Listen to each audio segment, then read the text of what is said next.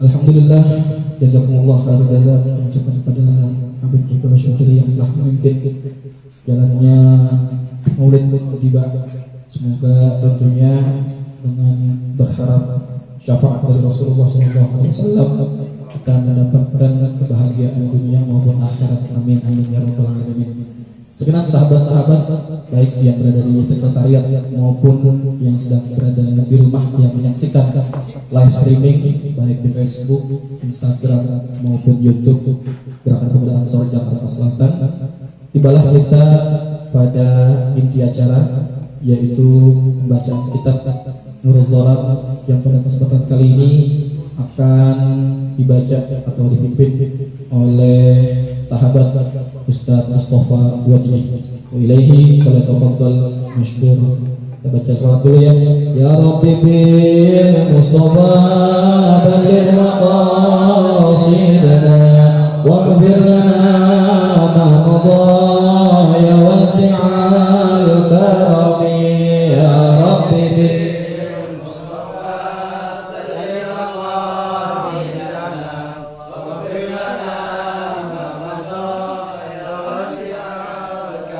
محمد سيد الكونين والثقلين والكريمين من عرب ومن عجم يا رب بالمصطفى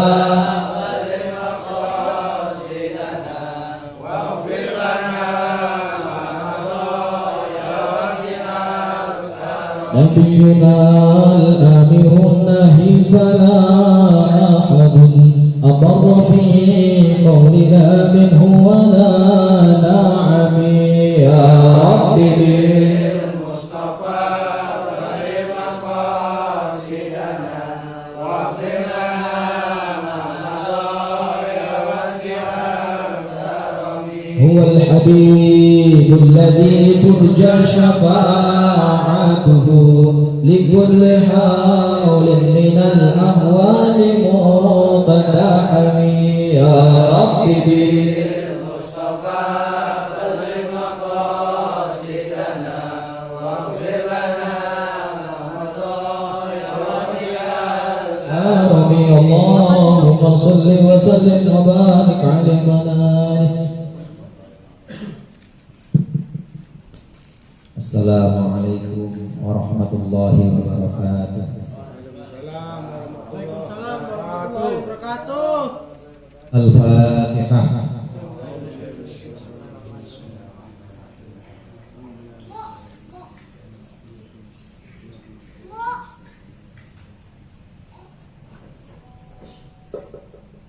Hadratul afadil al-aizzah al-masyayikh wal-asatidah wabil khusus sahibul fadilah Habib Iqbal Rais Gerakan Pemuda Al-Harakah Syababiyah Ansor Jakarta Al-Janubiyah, Ketua Gerakan Pemuda Ansor Jakarta Selatan, Ketua Rijalul Ansor Jakarta Selatan, dan segenap sahabat-sahabatku sekalian yang dimuliakan oleh Allah. Alhamdulillah pada malam hari ini kita bisa berkumpul di majlis yang penuh berkah ini. Setelah tadi diiringi dengan lantunan salawat oleh Habib, kemudian juga diawali dengan pembacaan tahlil, kemudian yang terakhir ini kita akan membaca salah satu dari karya ulama kita, yaitu Nurul Dolam. Hadirin sahabat-sahabat Gerakan Pemuda Ansor Jakarta Selatan yang berbahagia, Nurul Dolam ini adalah sebuah kitab karya Syekh Muhammad Nawawi bin Umar Al-Bantani. Kitab Nurul Dolam ini adalah sebuah syarah atau penjelasan dari kitab Aqidatul Awam yang terkenal itu. Kalau anak muda NU atau santri NU itu biasanya disebut Aqidatul Awam, itu pasti sudah tahu. Aqidatul Awam ini sebuah kitab nadhaman yang merupakan satu pelajaran pemula untuk ilmu tauhid bagi para pelajar-pelajar NU khususnya. Aqidatul Awam ini adalah kitab yang berbentuk nazam. Banyak karya-karya ulama yang dahulu itu dalam bidang tauhid atau akidah seperti ini, misalnya bidang ilmu nahwu atau bidang-bidang lain ilmu fikih, ini memang dibentuk dalam bentuk nazam. Artinya memang ada karya dalam bentuk nazam. Jadi kalau teman-teman yang dari Hadrahmani, dari Cilandak ya? Iya. Kalau nazam itu adalah bentuk syair, tapi syair khusus untuk pendidikan. Kenapa para ulama membentuk nazam ini, mengarang nazam-nazam ini untuk mempermudah hafalan? Di bidang akidah al-tauhid ini kita kenal yang paling dasar yaitu aqidatul awam. Kemudian di bidang ilmu nahwu misalnya kita kenal ada yang namanya Imriti. Kemudian di bidang sorofnya kita kenal nazam maksud dan lain sebagainya. Itu adalah untuk mempermudah hafalan para pelajar mubtadiin, mempermudah supaya dengan nazam ini yang nanti bisa dilantunkan atau yang nanti bisa dilakukan sesuai dengan irama, maka mudah hafalan untuk para pelajar. Aqidatul Awam ini pada awalnya disusun oleh Syekh Ahmad Marzuki dari mimpi. Syekh Ahmad Marzuki adalah seorang ulama. Syekh Ahmad Marzuki Al-Maliki ini adalah seorang ulama kira-kira abad ke-13 Hijriah. Itu kalau dikonversi ke Masehi itu kira-kira abad ke-18 Hijriah. Jadi tahun 1700-an. Syekh Ahmad Al-Marzuki ini bermimpi bertemu dengan Rasulullah. Nah, dengan mimpinya itu bareng sama-sama bersama para sahabat. Kemudian Rasulullah beliau minta kepada Syekh Ahmad Marzuki ini bacakan nazam, di mana nazam itu siapa orang yang menghafalkannya maka akan masuk surga, kata Rasulullah.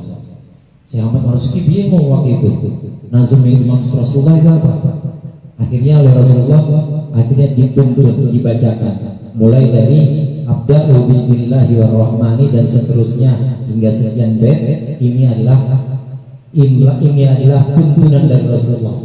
Nah, ini dibangun-bangun Syekh Ahmad Marzuki langsung apa? Ada nggak di sini kayak begitu? Ngimpi, ketemu, dapat amalan, bangun-bangun apa? Ada nggak? Itu Syekh Ahmad Marzuki bangun langsung hafal sekian bait, kira-kira puluhan bait nazam ini, kemudian apa? Dan inilah yang kemudian jadi nazam Aqidatul Awam ini. Nazam Aqidatul Awam ini kemudian disyarahi atau diberikan penjelasan oleh Syekh Muhammad Nawawi Al-Bantani, ulama kita yang karya-karyanya sudah banyak kita kenal. Kita mulai bismillahirrahmanirrahim. Nanti saya akan bacakan bait-baitnya saja, adapun syarahnya nanti. Semua penjelasan insyaallah sumber pokoknya adalah dari Nurul Dolam.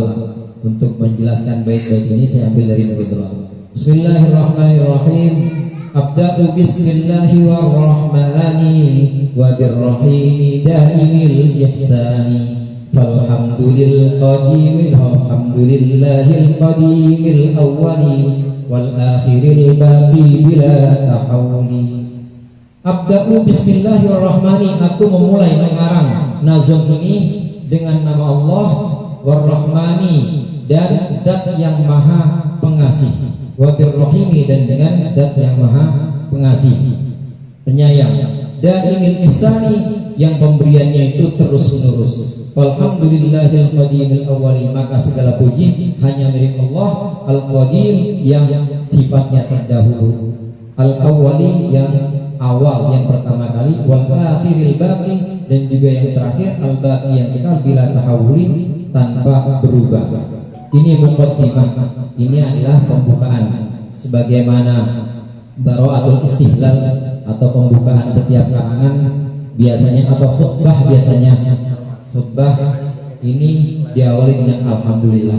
Maka abda'u bismillahirrahmanirrahim ini adalah pembuka kitab Aqidatul Awam yang disusun dalam bentuk nazam oleh Syekh Ahmad Al-Marzuki.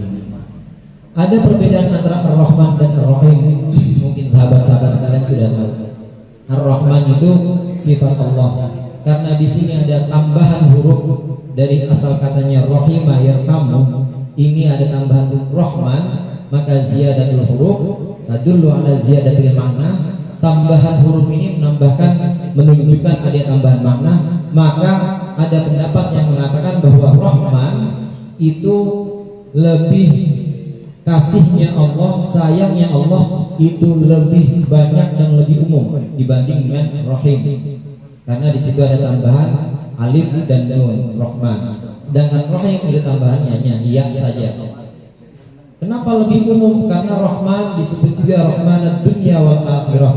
Rahman di sini artinya Allah yang maha pengasih baik di dunia dan di akhirat.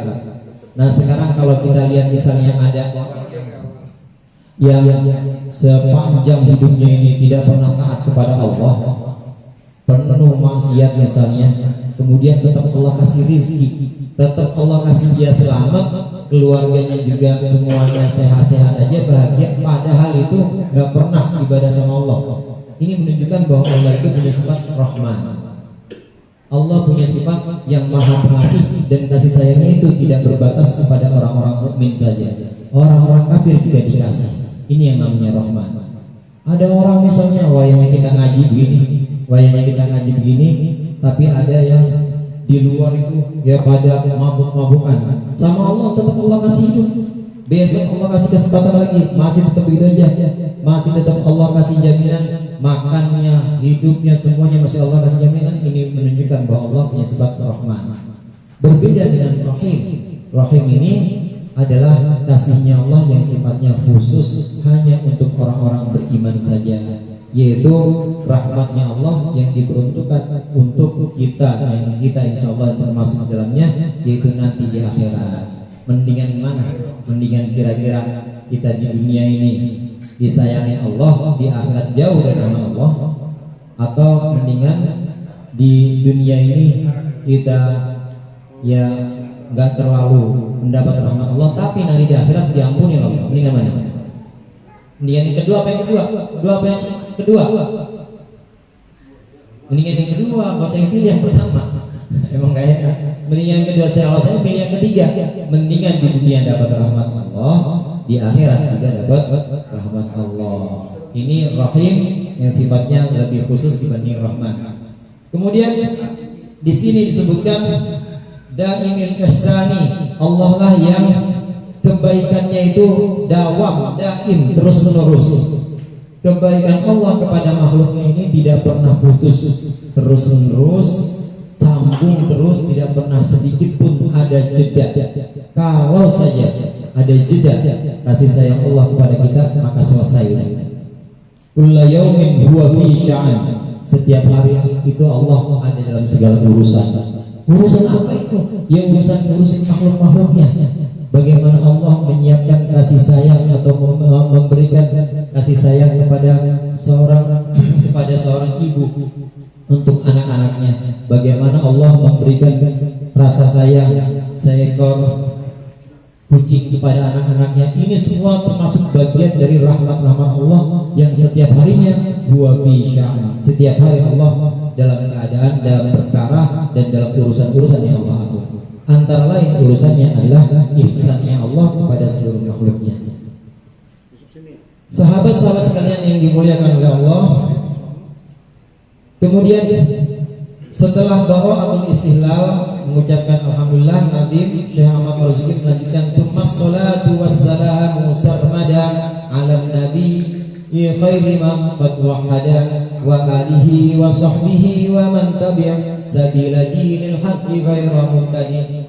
Kemudian selawat serta salam sarmadan selamanya ala nabi, atas Nabi Muhammad sallallahu alaihi wasallam, khairi man qad wahada, sebaik-baiknya orang yang bertauhid. Selesai salam, kemudian pengarang kitab ini mengucapkan salawat. Selesai alhamdulillah memuji kepada Allah, pengarang kitab kemudian mengucapkan salam, salawat, salam untuk Nabi besar Muhammad sallallahu alaihi wasallam. Sama seperti pembukaan yang lain, pembukaan kitab atau pembukaan khutbah, pembukaan apapun itu, alhamdulillah kemudian salawat dan salam. Ada yang menarik di sini, Nabi Muhammad adalah khairu man qad wahhada. Orang terbaik sebaik-baiknya orang yang bertauhid. Bertauhid itu artinya dalam hatinya memang sama sekali tidak ada kemusyrikan. Dalam hatinya ini sama sekali tidak ada apapun selain Allah yang dijadikan sebagai gantungan, yang dijadikan sebagai tempat bergantung. Rasulullah adalah khairu man qad wahada. Apa pembuktiannya? Mungkin sahabat-sahabat sekalian sudah tahu bahwa di umur 4 tahun Rasulullah pernah didatangi oleh malaikat Jibril. Betul. Malaikat Jibril kemudian membawakan semua dari dadanya, mencuci dadanya, kemudian Allah masukkan, kemudian malaikat Jibril masukkan di situ cahaya Allah. Ini hati Rasulullah yang urusannya atau kaitannya dengan tauhid. Ini adalah khairu man qad wahada. Hati Rasulullah adalah hati orang yang paling bertauhid, yang tauhidnya, yang keikhlasannya, ikhlas memurnikan tauhidnya, itu sebaik-baiknya manusia adalah Rasulullah SAW. Khairu man qad wahada. Kenapa? Karena Rasulullah lah yang langsung intervensi Allah, langsung Allah campur tangan melalui malaikat Jibril membersihkan semuanya, semua apa yang ada dalam hati yang secara manusiawi ada, kemudian Allah bersihkan dan Allah masukkan cahaya Allah. Inilah nikmat Allah kepada Rasulullah SAW. Khairu man qad wahada. Nikmat ada banyak sahabat-sahabat, di antaranya itu yang kita kenal atau yang bisa kita bagi nikmat-nikmat itu, di antaranya ada menjadi 2 bagian. Jadi nikmat itu ada nikmat dunia, ada nikmat akhirat. Kira-kira ada belum yang udah ngerasain nikmat akhirat? Belum. Ada yang mau duluan? Kudu mati dulu kalau nikmat akhirat. Nah sekarang kita bicara kalau nikmat dibagi menjadi 2, dari ihsan ilmunya tadi, yang kebaikannya itu terus-menerus memberikan nikmat kepada manusia, maka secara garis besar pembagian nikmat menjadi 2, maka yang akan kita bahas paling banyak itu adalah nikmat dunia, karena nikmat akhirat itu nanti baru kelihatan setelah kita melalui pintu kematian. Nikmat yang pertama, nikmat dunia ini dibagi menjadi 2. Ada yang sifatnya itu wahbi, ada yang sifatnya itu kasbi. Wahbi ini artinya terberi begitu saja. Ketika kita lahir itu udah Allah kasih. Ini nikmat dunia yang sifatnya wahbi. Jadi given sifatnya. Terberi begitu saja dari Allah. Begitu kita lahir kita udah terima. Contohnya apa? Nah yang wahbi ini dibagi menjadi 2, yaitu yang sifatnya jasmani dan sifatnya ruhani. Yang sifatnya jasmani, kita lahir dari rahim ibu kita, kemudian sudah Allah berikan anggota badan jasmani ini. Ada kepala, ada kuping, bentuknya pas semua itu. Bentuknya pas. Coba bayangin kuping kita, ya, kuping kita posisinya nggak proporsional. Jadi kupingnya rada kemari, mata rada ke atas, kira-kira gimana bentuknya itu? Enak nggak dilihatnya? Nggak enak. Ini Allah berikan yang sifatnya wahbi, yang sifatnya terberi begitu saja. Sejak lahir Allah berikan jasmani ini yang sempurna. Allah berikan itu tangan, Allah berikan kepada kita itu kaki. Ini sifatnya wahbi, terberi begitu saja. Kita nggak minta, udah Allah kasih. Yang kedua, yang sifatnya terberi atau wahbiyun ini, ada yang sifatnya ruhani. Ruhani ini bukan berupa badan, tapi berupa kekuatan yang tidak kasat mata, tapi justru menjadi pokok dari jasmani.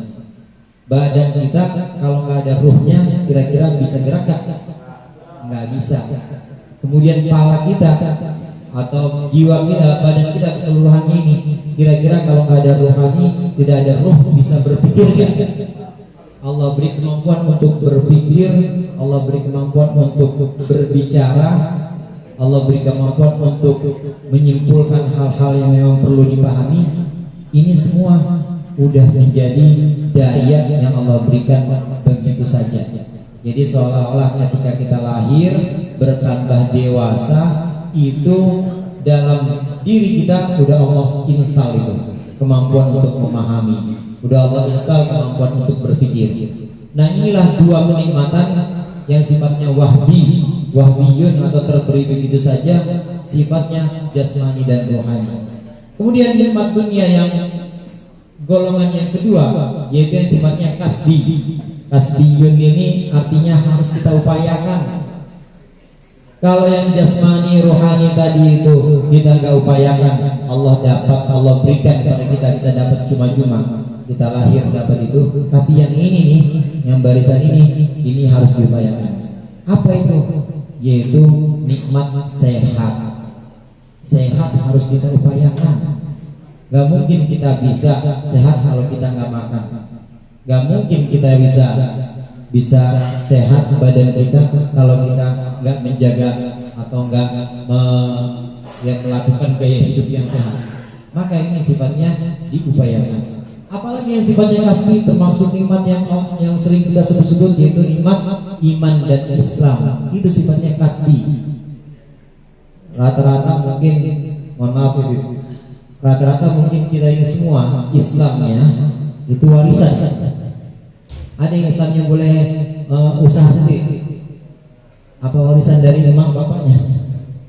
Rata-rata warisan dari emak bapaknya. Tapi ini nggak boleh dalam iman, itu nggak boleh yang namanya taklid, nggak boleh.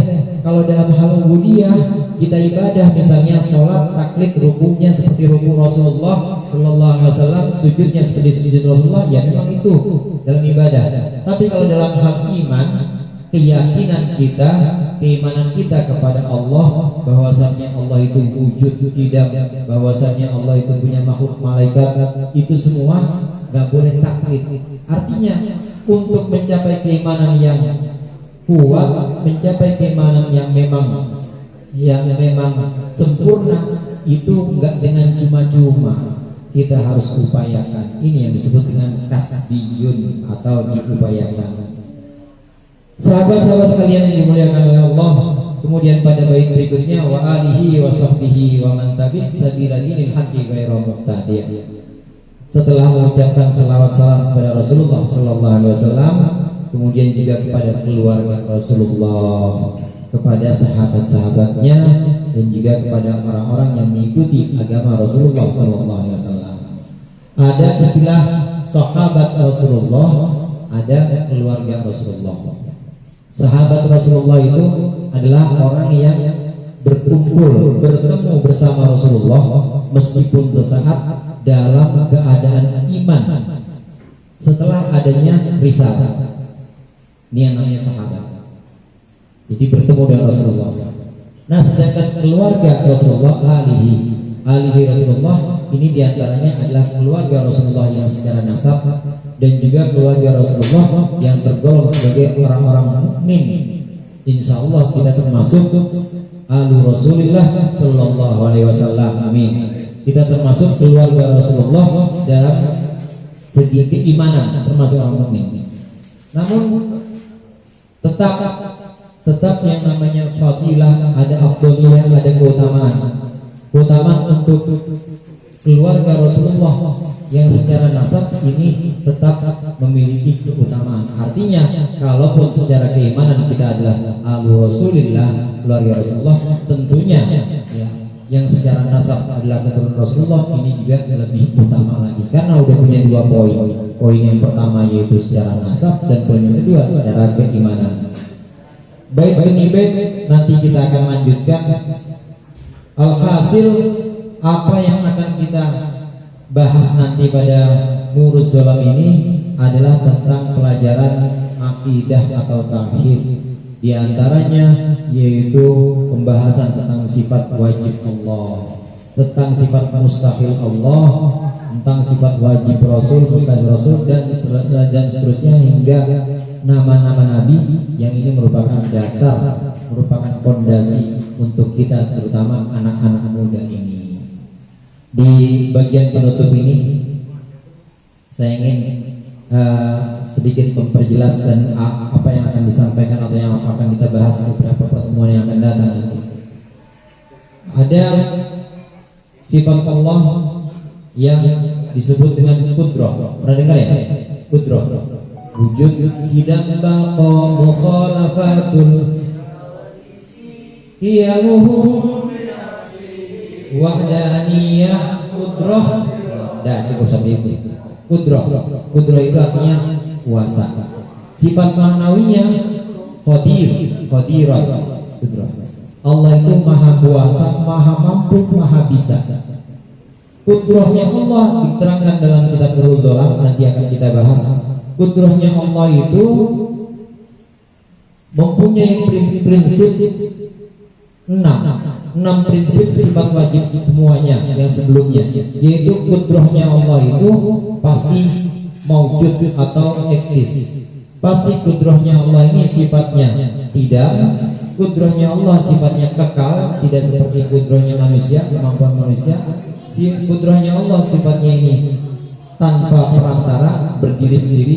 Qudrahnya Allah sifatnya esa. Dan yang terakhir, qudrahnya Allah, kuasanya Allah ini berkaitan dengan hal-hal yang mungkinan. Nah, ini di bagian mungkinan ada 3 hal paling tidak yang bisa kita pelajari dalam ilmu tauhid, atau 3 istilah sementara ini. Yang pertama ada yang disebut dengan mungkinat, ada yang disebut dengan mustahilat, ada yang disebut dengan wajibat. Wajibat yang wajib. Mungkinat itu hal-hal yang mungkin, sedangkan mustahilat ini adalah hal-hal yang mustahil, hal-hal yang tidak bisa terwujud, mumtani. Nah, ini yang saya kasih contoh misalnya yang orang muda ya. Kira-kira air ini kalau saya lempar nggak jatuh lagi ke bawah, ini mustahil apa? Mustahil. Nah, itu mustahil dalam makna umum, mustahil dalam pengertian umum. Tapi mustahil dalam pengertian akidah atau tauhid itu nggak mustahil. Itu namanya apa? Mungkin. Apa yang mustahil? Yang mustahil itu sesuatu yang tidak bisa terjadi sama sekali. Saya ulang lagi contoh ini. Contoh air ini kalau saya lempar nggak kembali lagi, nggak balik lagi ke tanah, dia melayang gitu aja. Ini bukan hal yang mustahil. Ini hal yang mungkin. Kenapa kita bilang mustahil? Karena kita belum pernah melihat aja. Apa yang sudah pernah kita lihat berulang-ulang itu jadilah hal yang seolah-olah itu biasa, seolah-olah itu hal yang mungkin. Padahal ada banyak perkara-perkara yang sebenarnya itu mungkin, gara-gara kita nggak pernah melihat kita sebut mustahil. Padahal itu nggak mustahil. Ontak keluar dari batu mungkin mustahil. Ontak keluar dari batu, dari ini kan nih, dari apa? Speaker ini, dari sound. Mustahil nggak? Mustahil nggak? Ontak kecil. Atau keluar dari, mungkin nggak? Ini hal yang mungkin namanya kalau dalam tauhid. Nah, Allah, kudrahnya Allah ini berkaitan dengan hal-hal yang mungkin, hal-hal yang memang bisa terjadi meskipun tidak pernah terjadi. Beda lagi dengan mustahil. Apa itu mustahil? Mustahil itu yang sama sekali secara konseptual itu sama sekali tidak akan terjadi. Contoh yang mustahil begini, kawan-kawan, sahabat-sahabat. Pernah melihat lingkaran yang bersudut 4? Pernah? Itu mustahil. Itu mustahil. Beda dengan tadi. Beda dengan ontak yang keluar dari batu, itu mungkin. Kenapa? Nabi Soleh itu punya mujizat itu. Tapi kalau lingkaran bersudut 4, mustahil. Begitu juga misalnya hal yang mustahil, nah, perkara yang benar-benar nggak mungkin terwujud, yang benar-benar benar-benar tidak mungkin terwujud, itu sekutu bagi Allah. Ini mustahil, sekutu bagi Allah. Nah, istilah-istilah inti atau istilah-istilah pokok dalam ilmu tauhid yang nanti kita tarik pembahasannya itu, yang tadinya dalam pengertian umum kita tarik menjadi pengertian orang-orang khusus atau pengertian khusus untuk tauhid atau akidah, diantaranya yaitu pengertian antara wajibat kemudian mungkinat dan mustahilat. Barangkali itu saja untuk kesempatan pada hari ini. Lebih kurangnya saya mohon maaf. Allahul muwaffiq ila aqwamit thoriq. Assalamualaikum warahmatullahi wabarakatuh. Wabarakatuh. Jazakumullah khairan katsiran. Ucapkan kepada sahabat Mustafa Wajidi yang telah mengisi materi Nurul Zalam. Baik sahabat-sahabat, baik yang berada di sekretariat maupun yang berada di live streaming Facebook dan Instagram, inilah kajian rutinitas daripada Gerakan Pemuda Ansor Jakarta Selatan yang dilaksanakan rutin setiap malam Jumat. Insyaallah setiap minggunya kajian kitabnya itu berganti-ganti ya. Ada fikih, ada akidah, ada tasawuf, dan ada hadis. Untuk menutup acara kita pada malam hari ini, kami mohon kesediaan ada yang mulia Habib Iqbal Syatiri untuk memimpin doa akhir majelis. Wa ilaihi falatafaddal masykurun. Astagfirullahaladzim, Bismillahirrahmanirrahim. Alhamdulillahirrahmanirrahim. Allahumma salli wa sallim wa barik ala sayyidina Muhammad wa ala alihi wa sahbihi ajma'in. Allahumma ya ibada man la ibadana, ya sanada man la sanadana, ya dakhra man la dakhrana, ya giyatha man la giyathana, ya kariman afi hasan at-tajawuz, ya wasi'an maghfirah. Ya Rabb, ya Rabb, ya Rabb. Allahumma ya Allah, ya Rahman, ya Rahim, ya Dzal Jalali wal Ikram. La hawla wa la quwwata illa billahi al-'aliyyil 'azim. Ya Hannan, ya Mannan, ya Qadir bil ihsan, la ilaha illa anta subhanaka inni kuntu minaz zalimin. Wa sallallahu ala sayyidina Muhammadin nabiyil ummi wa ala sahbihi wa sallam. Walhamdulillahi rabbil alamin. Qabul. Demikianlah diskusi pada malam hari ini. Sampai bertemu di MMJ minggu depan, majelis malam Jumat minggu depan. Saya selaku Ketua Rijalul Ansor Jakarta Selatan mengucapkan terima kasih banyak dan mohon maaf apabila ada kekurangan, kesalahan kata yang kami sampaikan. Wallahul muwaffiq ila aqwamit thoriq. Wassalamualaikum warahmatullahi wabarakatuh.